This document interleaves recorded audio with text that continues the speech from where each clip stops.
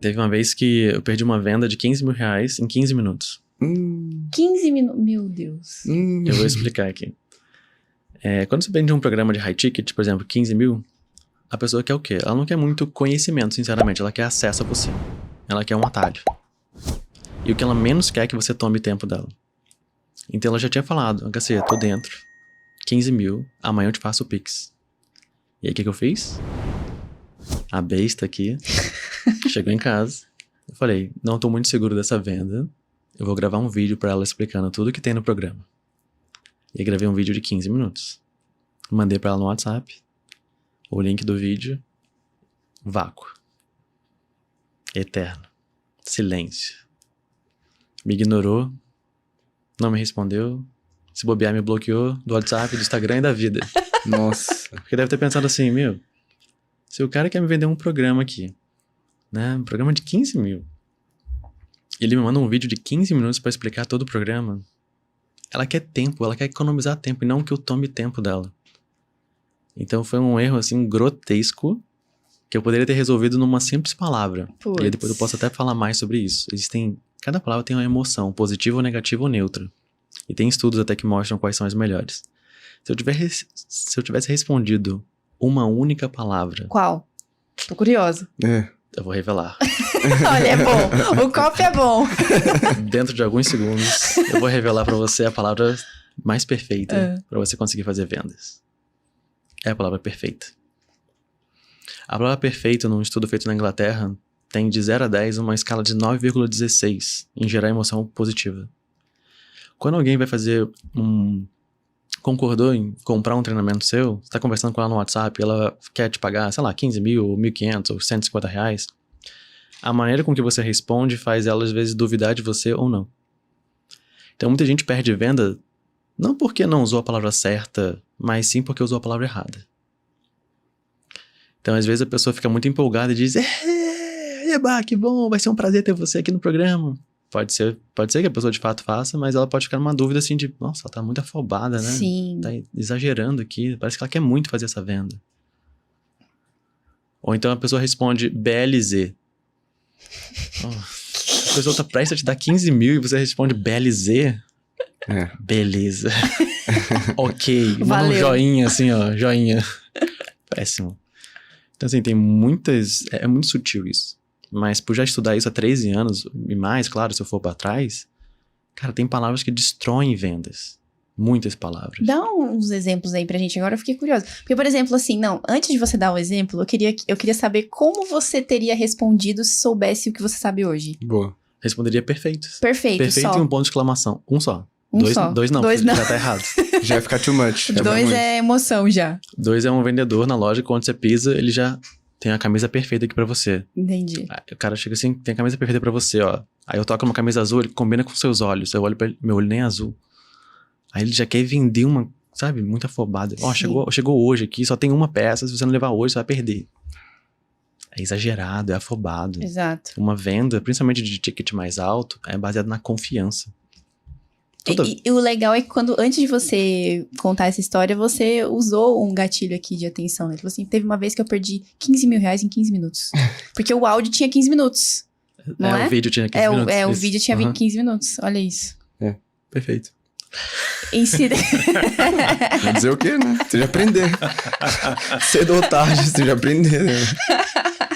Arrasou. Mas uma coisa que eu pensei aí, né? Você falou, voltando para aquela questão do copia e cola, que o pessoal não tem diferenciação, então naturalmente você vai se apagando no mercado, né? Porque o mercado vai se sofisticando. E uma coisa que eu vejo muito que a galera tem criado cada vez mais e mais são mecanismos únicos para poder se diferenciar. Então, falando de mecanismo único, qual é o raciocínio por trás da criação desses mecanismos únicos? Nossa, esse assunto é ouro. É o assunto mais empolgante da face da Terra, mecanismo único. O Henrique brilhou ali já a deixa rosto. o like aí, Quando eu comecei a falar Mas se bem que tô achando ele muito empolgado, cadê? Então não vou revelar. Ele deu um glow up e falei, acho que estamos indo pelo caminho certo aqui, velho. Porque assim, mecanismo único, explicando o que é e depois o porquê é tão importante. Boa. Mecanismo único é você pegar um método. Então, todo curso, toda metodologia tem pilares. Então, vão ter cursos que tem 5 pilares, né? Às vezes 5 módulos, outros que tem 7. Mecanismo único é você pegar esses pilares, e colocar numa embalagem muito atraente. Então, isso é um mecanismo único. Então, um exemplo. O meu curso de escrita, ele tem basicamente 5 etapas, 5 pilares, que, se você for ver na prática, assim, não tem nada demais. Se eu fosse só falar sobre isso. Porque, galera, é sobre escrever bem, é sobre criatividade, que eu falei lá do conceito e tal. É sobre storytelling, é sobre marketing e é sobre persuasão. Ou copywriting. Só que fica muito batido, né? Muito senso comum. Então, o que eu preciso fazer? Eu preciso meio que dar uma gourmetizada, meio que dar uma melhorada na forma de vender. Colocar uma embalagem melhor. Então, eu preciso criar um método, que eu chamo de método camada, que são 5 etapas, né? 5 camadas que todo escritor precisa evoluir para sair da primeira camada, em que 77% recebem um salário mínimo, que é mais ou menos ali R$1.200, né, por mês, até galgar posições maiores, podendo ganhar 3, 5, 10 mil reais por mês. E aí, o que é o camada? É compor textos, que é a parte de escrever bem, ter boas técnicas de escrita, que é arquitetar ideias, que é a parte de você ser mais criativo, de trazer inovação e transformar uma ideia em um conceito, que é mapear histórias, que é uma narrativa interessante, criar boas histórias, o 3D, que é atrair a audiência certa, que são os 3 A's do marketing, autenticidade, autoridade e audiência, e o DA final, que é direcionar a ação, que é a parte da persuasão, os fundamentos, né, da psicologia. Então, isso é mecanismo único. Eu crio camada, crio um conceito de que, olha, você está na primeira camada, quer chegar a camadas superiores para ganhar mais? Então, eu envelopo tudo num acrônimo chamado camada, crio esse conceito de que existem camadas para a pessoa evoluir, e são os mesmos 5 pilares que eu já explicava antes, só que com termos mais sexy. Então, na prática, esse é um mecanismo único. Olha Fantástico. isso, velho. Perfeito. Velho, tá interessante esse negócio aqui, Carol. Sim. E dá pra ir além, se a gente quiser, hein? Não, por favor, fique à vontade. Eu tô aqui, sou todo aqui. ouvido, até vou relaxar aqui já. Tem um conceito chamado representação visual. Eu falo que é uma das habilidades mais importantes que um copywriter, um redator, um social media precisa ter. Que é o quê? O que vem à mente de vocês quando eu falo a palavra não? O que aparece visualmente? Ou apareceu vermelho. Escrito... apareceu não grandão escrito em vermelho. Foi isso que apareceu. E você? Tudo preto? Não aparece nada? Um nada meio preto. Pois é, cada pessoa tem uma definição, sabe? Uma representação visual do que é o não. Algumas pessoas falam, é não. Outras falam não vermelho. Outras é um X vermelho. Outros é tudo preto. Então, a representação visual é uma maneira que você vai tentar unir o que todo mundo está visualizando. Vamos pegar um segundo exemplo. Se eu falo, o ambiente está desorganizado. O quarto de João está desarrumado. Cada um vai pensar uma coisa. Mas se eu falo, parece que um furacão passou no quarto de João, o furacão vem na cabeça de vocês. Sim. É aquela história do elefante rosa. Sim. Não tem como ignorar. Então isso é representação visual, você fazer todo mundo pensar a mesma coisa. E na hora de vender um método, muita gente quer só colocar pilares. 5 pilares. Não, usa o que eu chamo de acrônimo, que é pegar a primeira letra de cada palavra do seu método e criar uma palavra a partir disso. Então, camada é um exemplo. Ou usa a aliteração. O que é a aliteração? Não vai ter uma aula de português aqui, mas... a aliteração é você repetir uma vogal consoante. Então, os 3 Ds que eu falei no início, que é desejo, dilema, desfecho. Os 3 As, autenticidade, autoridade, audiência. Ó, tá lembrando? Então, isso é a aliteração. Ajuda muito a lembrar de um método. E a representação visual, você pega a quantidade de pilares do seu método e coloca isso num formato visual interessante.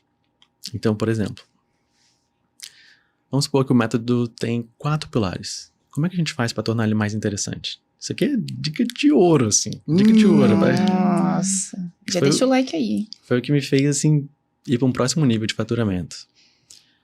Porque no primeiro nível, você vai só vender pilares de um método. Não é tão interessante, não é tão sexy. Depois você usa acrônimos, aliteração para formar uma palavra através disso. Aí você tem um mecanismo único. Tem algo que é só seu e ninguém pode copiar. Porque fica muito na cara quando alguém copia um método. Assim, bem estruturado. E aí vem o terceiro nível, que é você usar uma representação visual. No caso, eu falei de camada. Então, eu posso usar o quê? Uma pirâmide, em que a base, a grande maioria, está aqui ganhando um salário mínimo. No caso, 76%, segundo um estudo da 99 Jobs, ganha um salário mínimo. E a minha função é fazer essa galera ganhar mais, ou seja, subindo para camadas superiores até chegar no topo da pirâmide. Aqueles 1, 2, 3% que conseguem ganhar 10, 30 mil reais por mês como copywriter. Ou, claro, até mais, percentual. Então, a representação visual é isso. Você pegar a quantidade de pilares de um método e colocar num formato visual que todo mundo vai lembrar. Uma pirâmide. Você tem 4, por exemplo. A gente pode fazer... Uma vez me falaram assim... HC, eu vendo poesia. Como é que eu consigo vender poesia? Como é que eu encaixo um mecanismo único numa poesia? Nossa, difícil. Eu não sei nem pra onde ir aqui, cara. E se? Tudo começa num e se, né? Que você faz imaginar. E se você vendesse as suas poesias usando os elementos da natureza? Poesia, fogo. Poesias para acalentar o seu coração. Brilhou. Água. Poesias para acalmar a sua paz interior. Terra. Poesias para fazer você parar de pensar alto e focar no momento presente. Ar. Poesias para você ser mais inovador e pensar além do óbvio. Uau! Meu Deus. Já não fica melhor de vender? Nossa, eu já compraria. Vendeu tudo. Eu já tô Compraria pronto. agora. Cadê o link? Me passe agora. Eu compraria agora. Muito Caramba, bom, cara. Que fantástico Tem isso. várias formas de fazer isso com 4, com 3, com 5, com 6, com 7, com 8 pilares. Meu Deus, cara. Isso é muito interessante, porque antes eu tava, como é que vender poesia? Sim. Só que agora, tipo, Faz todo cara, sentido. faz todo sentido. O poder de uma boa copy, né, cara? E repertório, né? Exato. Repertório. Mas agora, assim, o que você acha que vende mais? O que é melhor pra vender? Vídeos ou escrita? Então... Depois da experiência dele com um vídeo lá de 15 minutos. Traumatizou, né? Traumatizou. Essa é uma ótima pergunta, porque, sinceramente, mesmo eu querendo defender aqui ao máximo a escrita, não tem resposta certa.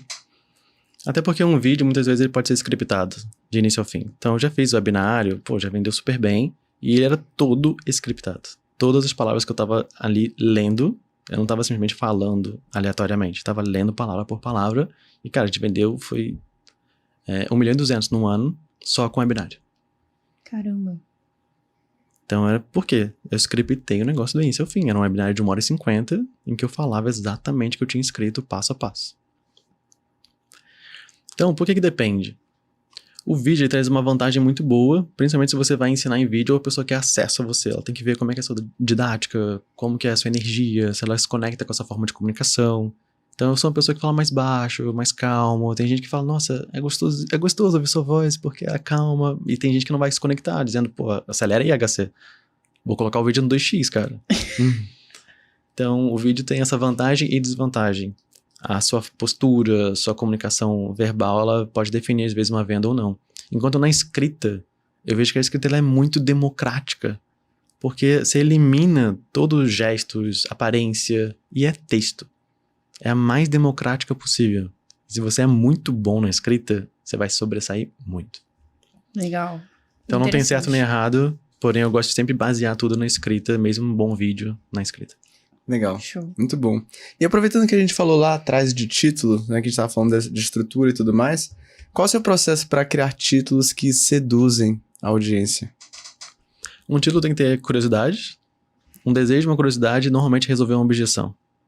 Então, tem um amigo meu que ele usa um título muito bom na área de como conseguir emprego, que é como conseguir o melhor emprego, como conseguir ser o melhor emprego, ou sei lá, a melhor posição, né, sua vaga, mesmo não sendo o melhor candidato. Forte. No caso, ele até fala, usando o método, não vou falar o método dele aqui, mas enfim, XYZ, mesmo não sendo o melhor candidato. Então, olha que interessante. O título já convence a pessoa. Você não precisa ser o melhor ali numa entrevista para conseguir um emprego. E eu vou te ensinar isso. E tem um método XYZ.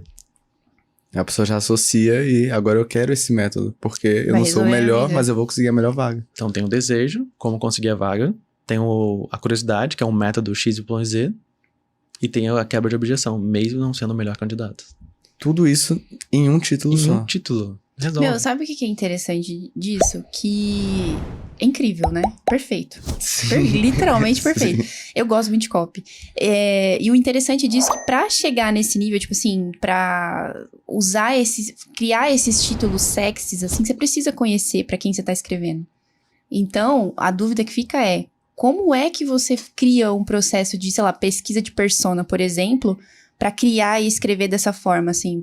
Escrevendo do público, né? Você tá listando as dores, as dificuldades. You move slow and I move fast, and that's facts.